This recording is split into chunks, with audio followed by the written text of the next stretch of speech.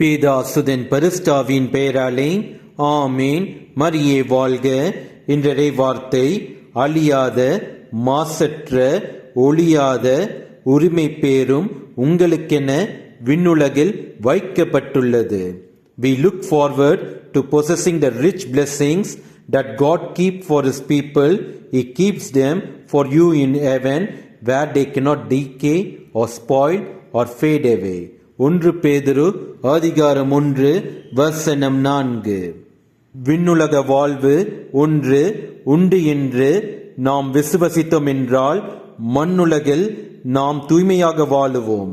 மண்ணுலகில் பாவத்தை விடுத்து தூய்மையாக நாம் வாழும் வாழ்வுதான் நமக்கு விண்ணுலக வாழ்வை பெற்றுத்தரும்.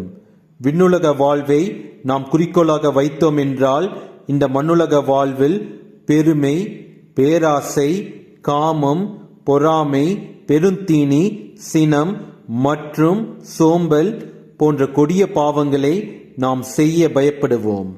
இந்த பாவங்களை நாம் செய்யாமல் இருப்பதற்காக நம் கடவுள் இயேசு கிறிஸ்துவிடம் ஜெபிப்போம்.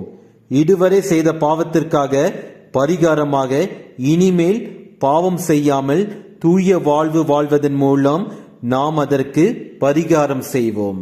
இயேசுவுக்கே புகழ். மரியே வாழ்க. ஆமேன்.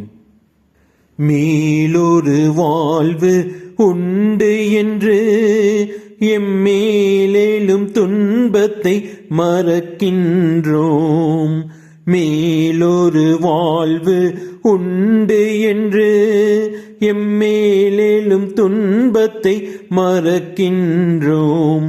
மேலும் துன்பங்கள் அடைந்தாலும் மேன்மையின் பலியாய் தருகின்றோம். அடியோர் யாம் தரும் காணிக்கையை அன்பாய் ஏற்பாய் ஆண்டவரே. அடியோர் யாம் தரும் காணிக்கையை